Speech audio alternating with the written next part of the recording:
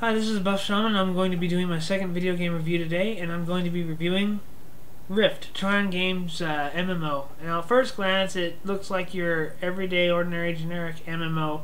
However, it's got two features in which it really sets itself apart from the rest of the market out there. First off is the class-based system, and instead of just picking a class when you make your character, you pick a calling, in which you can have warrior, cleric, mage, or scout.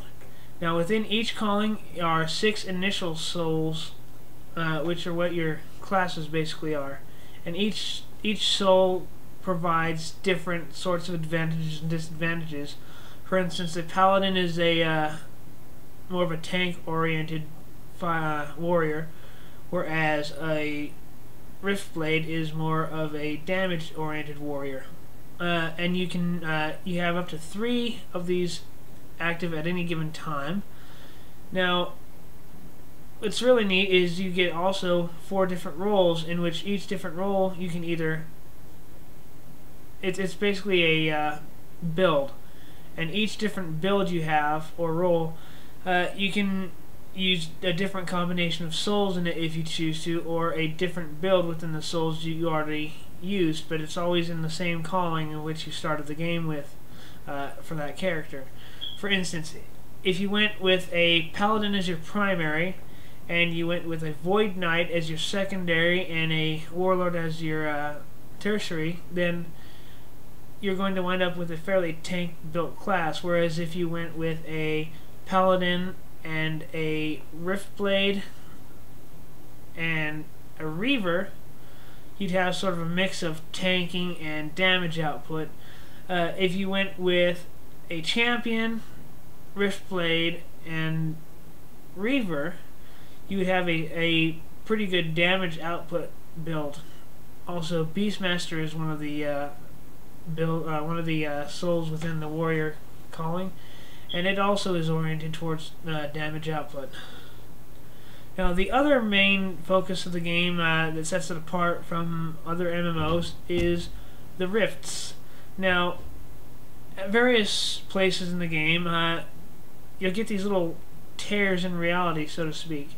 Now, those tears can be opened into full-blown rifts to various of the elemental planes of the game's universe.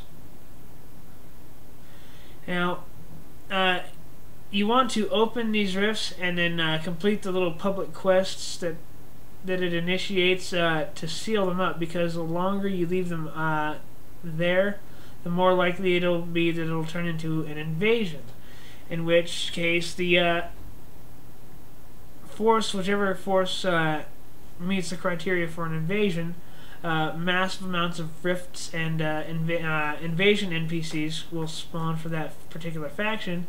And they will go about the world conquering, little outposts and whatnot. And they can really disrupt your ability to complete quests, because they can kill your quest NPCs, your turn-in NPCs, as well as the NPCs that you need to kill or speak with to progress in your particular quests. And it's really rewarding to fight back an entire invasion and be victorious on that, because if you participate in sending the invasion back through beating their forces on the ground, the invasions are a zone-wide public quest, essentially. Then you get these currency type rewards. There's a special kind of currency for defeating Rift encounters. Those rewards can be used to buy fairly decent gear, and it's got this grouping system in which you can merge and unmerge your groups fairly easily in order to quickly form a pickup raid. Now, I'm going to give this game a general score of 4 out of 5 stars. It is a very fun and addictive game to play, and it feels a little bit more grown up than World of Warcraft does. I'm going to give it an artistic score as well, and I'm going to give it an artistic score of 5 out of 5, because they introduced not 1 but 2 rather unique aspects to its genre, and it pulls it off really well.